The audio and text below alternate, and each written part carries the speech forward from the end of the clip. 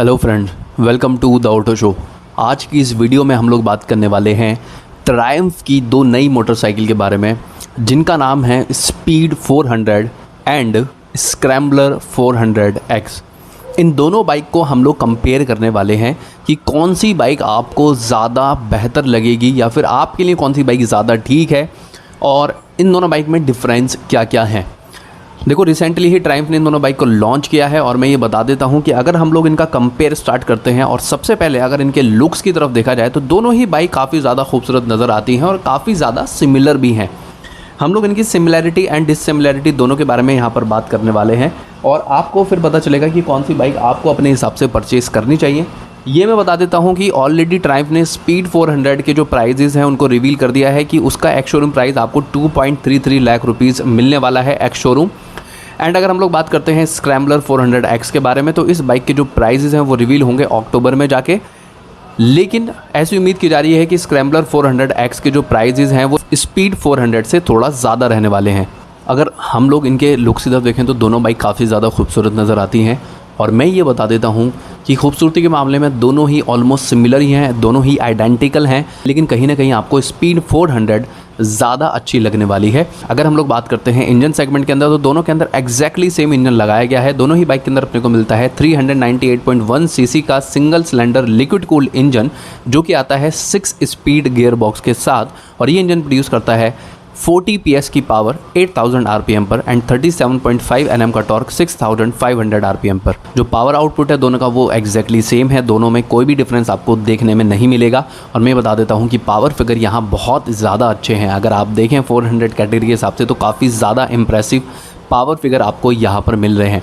अगर दोनों बाइक के इंस्ट्रूमेंट क्लस्टर की तरफ देखा जाए तो दोनों ही बाइक के अंदर सेम इंस्ट्रूमेंट क्लस्टर इंस्टॉल किया गया है। ये बाइक आती हैं डीजी एनालॉग इंस्ट्रूमेंट क्लस्टर के साथ में, जिसमें आपको जो स्पीडोमीटर है वो एनालॉग दिखाई देगा और बाकी सभी डिटेल जैसे कि tachometer, gear indicator, fuel indicator, ये सभी चीज़ें आपको LCD स्क्रीन के ऊपर दिखाई देने वाली हैं। और इंस्ट्रूमेंट क्लस्टर इसका काफ़ी ज़्यादा इन्फॉर्मेटिव है और काफ़ी ज़्यादा अच्छा नज़र आता है। दोनों ही बाइक के अंदर आपको सेम इंस्ट्रूमेंट क्लस्टर देखने में मिलेगा। अगर हम लोग बात करते हैं इन दोनों बाइक के डिफरेंसेस के बारे में कि डिफरेंस कहाँ पर है, दोनों बाइक कैसे एक दूसरे से अलग हैं, तो अगर हम लोग देखते हैं इन दोनों बाइक के व्हील साइज़ को लेकर, अगर हम लोग बात करते हैं स्क्रैम्बलर 400X के बारे में तो यहाँ आपको फ्रंट टायर या फ्रंट व्हील का जो साइज़ मिलने वाला है वो है 100/90 का 19 इंच का टायर एंड जो रियर टायर है वो आपको मिलेगा 140/80 का 17 इंच का टायर। वहीं अगर हम लोग देखते हैं स्पीड 400 को तो यहाँ आपको फ्रंट में मिलने वाला है 110/70 17 इंच का टायर एंड रियर में आपको मिलने वाला है 150/60 का 17 इंच का टायर। तो यहाँ टायर साइज में आप देख सकते हैं कि दोनों ही टायर साइज में फ़र्क आपको नज़र आने वाले हैं। स्क्रैम्बलर 400X में जो फ्रंट टायर है वो 19 इंच है, यानी कि बड़ा फ्रंट टायर आपको दिखाई देगा। एंड यहाँ पे दोनों ही बाइक के अंदर ट्यूबलेस टायर मिलने वाले हैं, लेकिन साइजेस में भी फ़र्क है क्योंकि स्पीड 400 में आपको जो रियर व्हील है, जो रियर टायर है वो थोड़ा वाइड नज़र आने वाला है। अगर हम लोग बात करते हैं इन दोनों ही बाइक के सस्पेंशन सेटअप को लेके तो सस्पेंशन में आपको दोनों ही बाइक में फ्रंट में 43 mm का USD फॉर्क मिलने वाला है एंड रियर में आपको मोनोशॉक सस्पेंशन मिलेगा। लेकिन यहाँ पे दोनों ही सस्पेंशन के ट्रैवल में डिफरेंसेस हैं।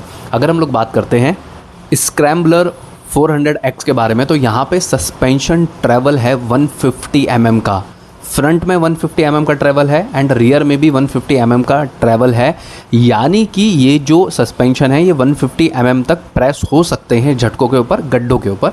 एंड वही अगर हम लोग बात करते हैं स्पीड 400 के बारे में तो यहाँ पे फ्रंट में आपको जो ट्रैवल दिखाई देगा वो 140 mm का है एंड रियर में जो ट्रैवल दिखाई देगा सस्पेंशन का वो 130 mm का ट्रैवल है।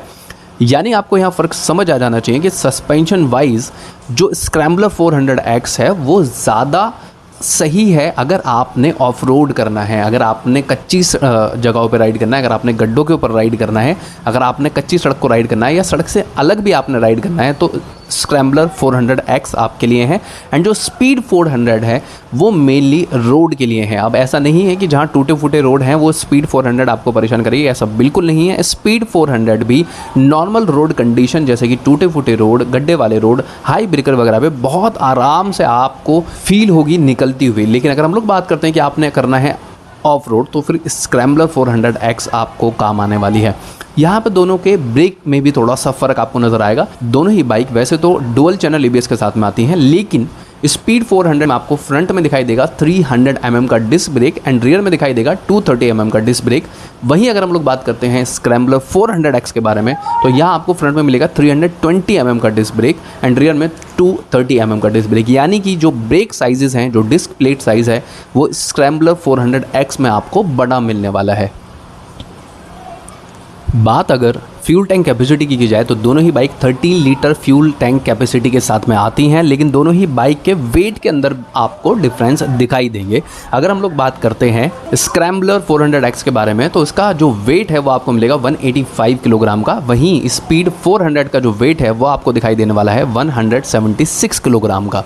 दोनों के वेट के अंदर आपको 9 किलोग्राम का फ़र्क मिलने वाला है। यानी स्क्रैम्बलर 400X थोड़ा हैवियर साइड है, थोड़ा सा भारी बाइक है, और ये जो मैंने आपको वेट बताया है ये वेट वेट बताया है। अगर हम लोग बात करते हैं दोनों की सीट हाइट के बारे में, तो सीट हाइट में भी दोनों में डिफरेंस है। स्पीड 400 आती है 790 mm सीट हाइट के साथ में, और यहाँ मैं बता देता हूँ कि अगर आपकी height 5 foot 4 inch 5 foot 5 inch के आसपास है, यानी अगर आप 5'4" या 5'5" है आपकी हाइट, तो आप आराम से स्पीड 400 को राइड कर पाएंगे।